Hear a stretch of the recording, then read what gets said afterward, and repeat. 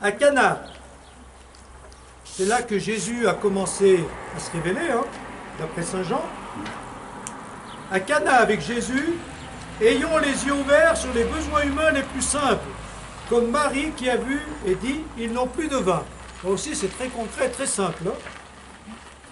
On ne te demandera pas, au nom de la modestie religieuse, de vivre les yeux baissés, mais de les ouvrir très grands pour bien voir à côté de toi les misères et aussi toutes les beautés de la vie humaine et de l'univers tout entier.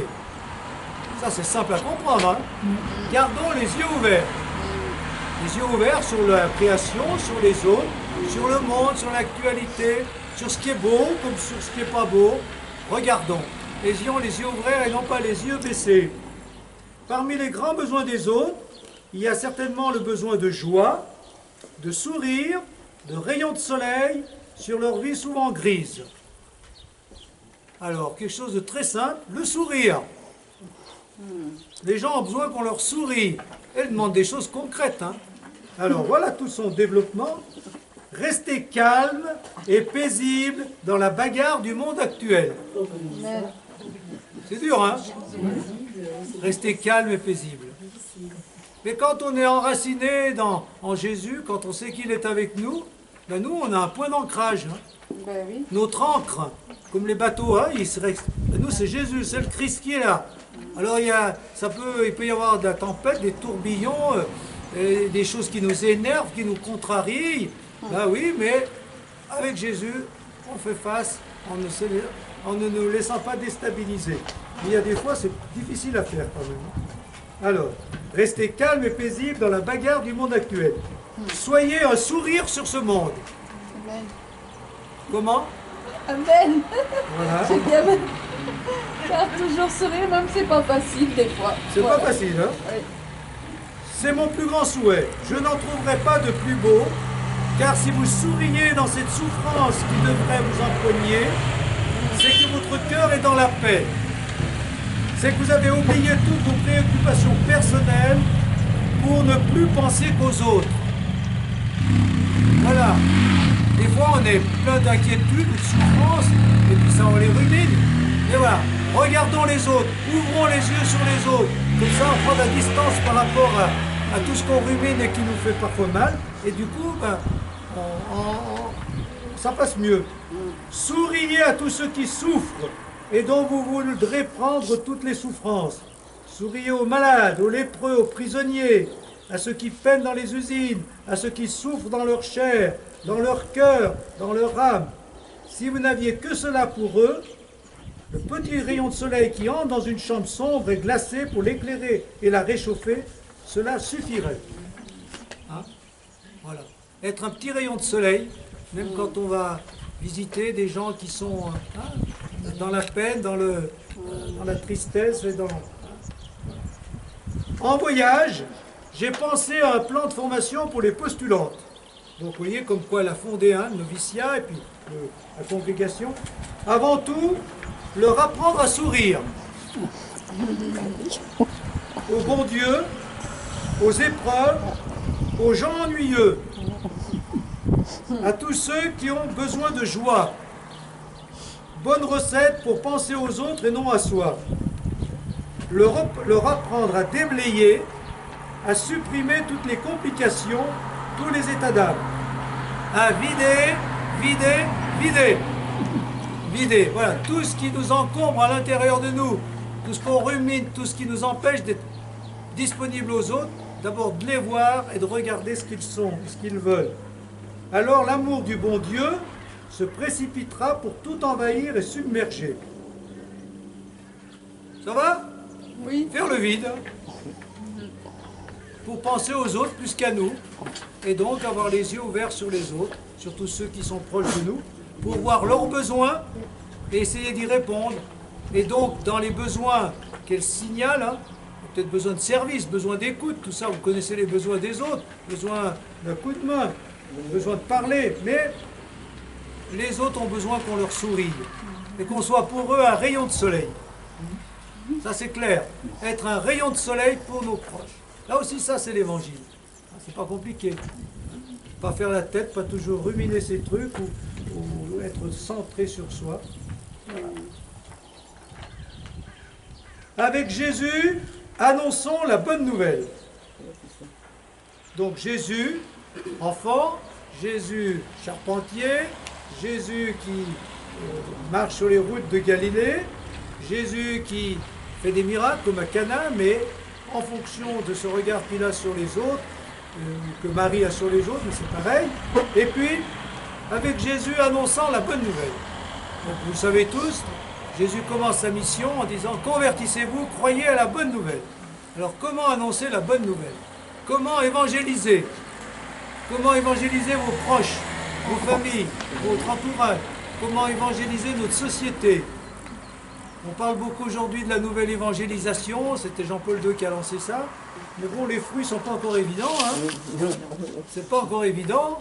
Alors, qu'est-ce qu'il faut faire? Eh bien, voilà ce qu'elles ont fait, ces sœurs, et ce que Madeleine leur a demandé. Tu t'efforceras de suivre Jésus, apôtre tout au long de sa vie publique, en cheminant sur les routes du monde pour crier l'évangile. Non seulement par ta vie, mais aussi par tes paroles. Alors, qu'est-ce que ça veut dire? Crier l'évangile. Oh, c'est fort hein, comme mot. Hein. Crier l'évangile par toute sa vie, c'est essayer, à la lumière de l'évangile, de vivre comme Jésus a vécu. On l'a déjà bien dit. Hein. C'est essayer surtout, voilà la phrase clé, d'aimer comme il a aimé. De vivre l'esprit des béatitudes, dans la pauvreté, la douceur, la soif de justice, la miséricorde, la pureté de cœur, la paix, la joie de souffrir la persécution par amour pour le Christ. Donc ça, c'est les béatitudes. Hein. Et aimer Jésus en l'imitant et en vivant son message. Et dans les messages qu'il nous donne, un des plus forts, c'est les béatitudes. C'est vrai que j'ai toujours demandé le respect des autres croyances et des autres religions. Alors voilà la question essentielle qu'elle va aborder là maintenant. Donc, on annonce l'évangile en le vivant, mais elle dit bien qu'il faut aussi parler. Hein, parler explicitement. Mais comment le faire quand on est en face de gens qui veulent rien entendre ou en face de gens qui ont une autre religion? Ça, c'est le gros problème. Alors, c'est vrai que j'ai toujours demandé le respect des autres croyances et des autres religions, que j'ai parlé d'amour gratuit qui ne cherchera pas de résultat, qui n'ira pas aux êtres pour les convertir, mais uniquement pour les aimer, pour partager leurs souffrances et leur être proche par la vie. Je dis qu'il faut aller vers les gens, là il y aura peut-être un débat, hein. Vous me direz ce que vous en pensez. Je dis qu'il faut aller vers les gens avec une amitié gratuite, qui aime sans chercher de retour, sans calculer les résultats obtenus. Cela nous déconcerte tellement quand on nous demande quels sont les résultats de votre apostolat. Quelle influence avez-vous sur ceux qui vous entourent? C'est un langage qui ne correspond à rien pour nous. Notre vocation est de faire aimer le Christ à travers nous, sans en chercher à en connaître les résultats. Dieu les compte et Dieu les voit.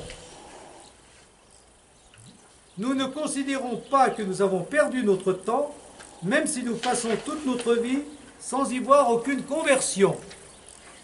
Alors, qu'est-ce que vous en pensez? Il faut évangéliser, il faut annoncer l'évangile, il faut crier l'évangile, il faut convertir quand même autour de nous. Et qu'est-ce qu'il faut faire? Est-ce qu'il faut aller dans les rues, dire comme certains le font, hein, chantent l'évangile dans la rue, ils annoncent explicitement le Christ comme ça, sur la place d'un marché ou sur les plages, des fois, il y en a qui font ça. Hein. Elle, c'est pas tout à fait sa méthode.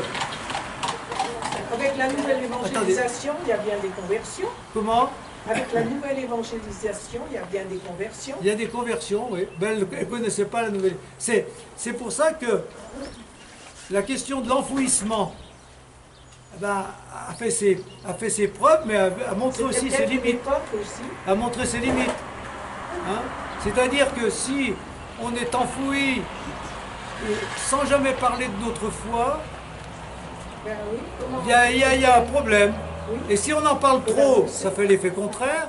Alors l'équilibre, ben, l'équilibre pour elle en tout cas, elle ce qu'elle dit, puis après on reviendra à cette question-là, elle dit aimer gratuitement. Donc la question c'est pas de dire est-ce que j'annonce l'évangile, c'est est-ce que j'aime vraiment? Est-ce que j'aime de l'amour du Christ les gens qui sont avec moi?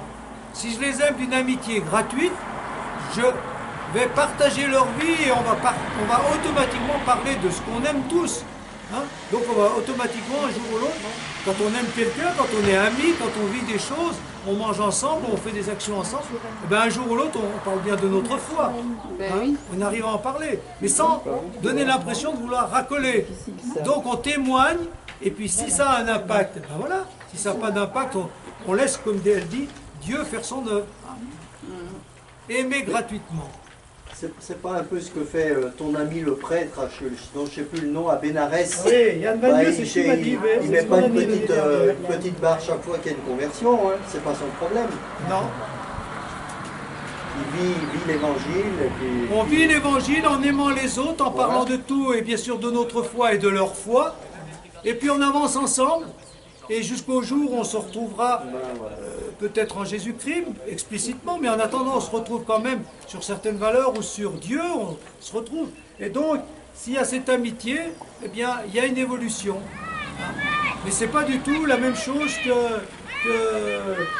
et annoncé explicitement. Mais pourtant, il y en a qui le font. Alors, voilà. Alors, Simone, dis-nous voir, toi, comment tu vois les choses? Il y a quand même pas mal d'exemples de jeunes qui font de l'évangélisation et qui annoncent clairement le message. Et il y a des gens qui se convertissent parce qu'ils sont touchés par leur message. Et parce qu'ils osent annoncer en clair le message. Voilà. Ça, c'est le débat actuel, ça. Voilà. Il y a actuellement des gens qui disent on est trop timide, on est trop... on ne se montre pas assez, on n'affirme pas assez notre identité.